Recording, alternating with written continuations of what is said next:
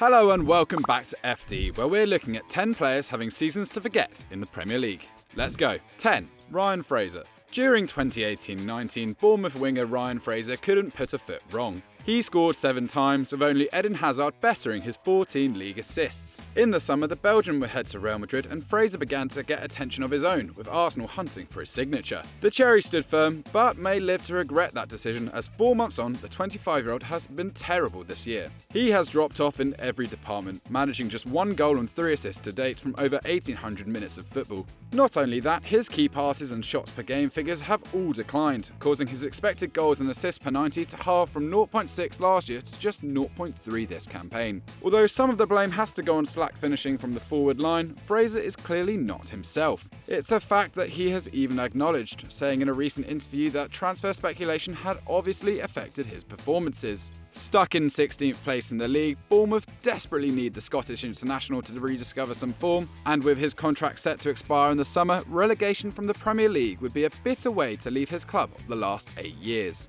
Just before we move on, a quick reminder to make sure you're subscribed to the FD channel with notifications switched on so you never miss one of our videos. 9. Jordan Pickford. The highs of the 2018 World Cup look long gone for Jordan Pickford, who's come in for heavy fire for his performances this campaign. Ever since inspiring England to the semi-finals in Russia, Toffees fans have watched his form steadily decline over the last few years. Signed for £30 million from Sunderland back in 2017, in his first season he made a decent 3.2 saves per 90. That fell to 2.4 in the following year and has remained that to this day. But while he kept an impressive 14 clean sheets last year, he's on just 6 for the current campaign. Part of the reason behind this is his error-prone nature, having already made 2 mistakes leading to goals so far. His position between the sticks may be secure at Everton, but on the international stage there are growing calls for a new number 1. Burnley's Nick Pope and Sheffield United's Dean Henderson have both emerged as his main rivals, and unfortunately for Pickford, both of them hold better save percentages than him this season.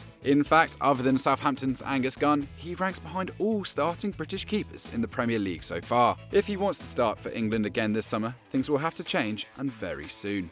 8. Granit Xhaka. The furore around Granit Xhaka may have gone quiet in recent months, but that doesn't escape the reality that the Switzerland captain has had a torrid year for Arsenal. During the first half of the season, he quickly became a scapegoat for Gunners fans distressed with life under Unai Emery, as mindless tackles and ill discipline littered his game. Sure enough, only Chelsea's N'Golo Kante has committed more than Xhaka's 2.1 fouls per game, but the Frenchman dominates him for defensive output and has only received 3 yellow cards to Xhaka's 6. The former Borussia Mönchengladbach star has never looked so sluggish, with his 2.5 tackles and interceptions per 90 an all-time low in his Arsenal career. For contrast, he attempts more tackles per game than fellow gunner Lucas Torreira, yet the Uruguayan has completed 54 of them compared to Xhaka's 37. Things reached rock bottom at the end of October when he reacted negatively to being booed off by Arsenal fans in a game against Crystal Palace, seeing him stripped of the club captaincy and being linked with various moves abroad. In January he ended up staying, and though he's been a quiet and regular performer under new boss Mikel Arteta, the newfound positive feeling at the club may be painting over the fact the 27-year-old hasn't really improved at all. 7. Jack Cork. This season, Burnley have swung between looking like a team pushing for Europe to one on the brink of relegation. And should the pendulum fall on the latter, part of the blame will have to fall on the completely indifferent displays of Jack Cork. The Englishman has been an ever-present in the heart of Burnley's midfield since joining from Swansea in 2017. And although his qualities don't lie in goals and assists, his all-round game has dropped off significantly to the point he's statistically having his worst season as a professional since 2014-15. Similar to Granit Xhaka, he has steadily declined to just 2.1 tackles and interceptions per 90, while his fouls per match are at a career high of 1.2 per game. In addition to that, his 30.8 passes per 90 are well below his career average of 42.2, with their success rate falling below 80% for the first time ever. Needless to say, he is yet to score or assist this year, despite having played over 2,000 league minutes so far. The list does go on, but the reality is clear. Jack Cork is having a season to forget. 6. Issa Diop.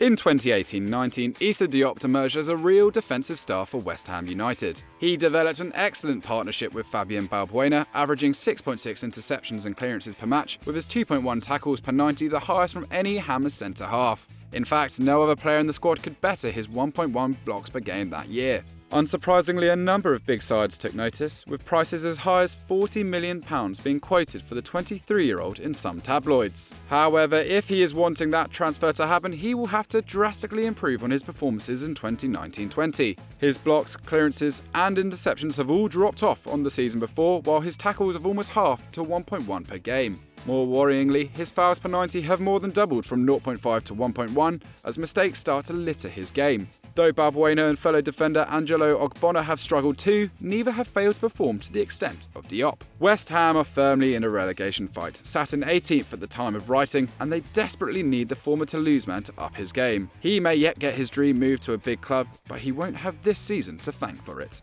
5. Callum Wilson. At first glance, it may seem unfair to criticise a striker with a modest 7 goals this season, but in truth, Callum Wilson has been far off his usual best. Rewind to the end of September and Wilson looks set for another brilliant campaign, thanks to 5 goals from 7 games, well on course to beat the 14 goals and 9 assists he registered in 2018-19. But since then, things have gone horribly wrong. He wouldn't find the net again until the 4th of January when he grabbed a goal against lowly Luton Town in the FA Cup and only broke his league drought against Brighton 2.5 weeks later. In that period, the Cherries won just once in 11 matches, while Wilson went a staggering 13 games without registering a single shot on target, as his XG halved from 0.6 the season before to 0.3. Though he has since scored again against Sheffield United, that is a significant portion of the season when Bournemouth star player was all but missing.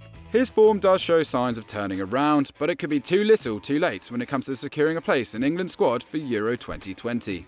4. Gylfi Sigurðsson. Carlo Ancelotti may have sparked life back into Everton, but he has done little to turn around the form of vice-captain Gylfi Sigurðsson. The Icelander has given Toffees little to cheer about this season, with just 2 assists and 1 goal to his name. At the time of writing, that works out at a goal involvement every 576 minutes, which is frankly unacceptable for a number 10. That's despite the fine form of teammates Richarlison and Dominic Calvert-Lewin, who could have more than their 20 collective goals were it not for Sigurdsson's poor supply. For someone who scored 13 and assisted 6 last season, it is an alarming drop-off, especially considering his 3.8 shots and key passes per 90 is actually higher than his first season at Everton in 2017-18, when he had 7 goal involvements from a deeper role. In terms of scoring, he simply hasn't been able to get into decent attacking positions. Last year, 54% of all his shots came from inside the area, though this term that has fallen to 40%, with the Icelandic international being limited to shots from range. At 30 years old, and with Ancelotti likely to move in the summer market, Sigurdsson's Everton days look numbered, and he's only got himself to blame. 3. Adrian Mariappa. Despite a recent resurgence under Nigel Pearson, Watford have had a pretty awful season to date. Hardly helping the cause is centre-half Adrian Mariappa. Under previous bosses Javi Gracia and Quique Sanchez-Flores, the Jamaican struggled to nail down a starting spot. But despite a run in the side under Pearson, every solid display has been followed by one riddled with deficiencies. In 15 appearances to date, his 1.9 tackles and interceptions per 90 are a career low. And while he is still putting in a solid 4.3 clearances per match, that too is his lowest return since rejoining the Hornets in 2016. This season, he has never been dribbled past so much in his professional career, suggesting at 33 years old the pace of the Premier League is finally getting all too much for him. With 320 appearances for Watford to date, his status as a club legend is secured, but there is little time for sentiment in football. His season was summed up against Brighton this month when a calamitous own goal gifted the Seagulls a point in what was a must-win game for Watford. Should they go down, mistakes like that will be scrutinised further.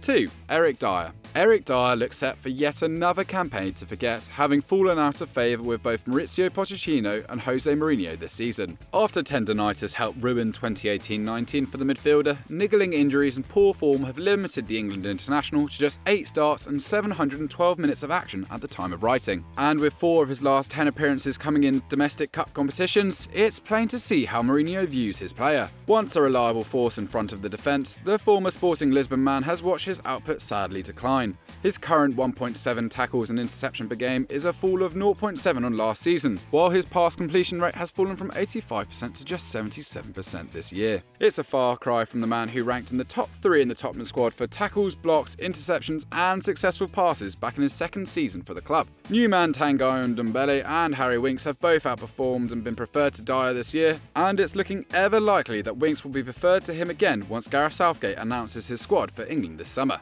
1. Kepa Arrizabalaga. The player arguably having the worst season on this list is Chelsea keeper Kepa Arrizabalaga. The Spaniard is quickly turning into an expensive nightmare for the Blues, who only signed him for a record £72 million 18 months ago from Athletic Bilbao. Despite the odd spectacular save, their statistics make terrible reading for the 25-year-old, whose save percentage of just 55.5% currently ranks him 22nd out of 24 keepers used in the Premier League.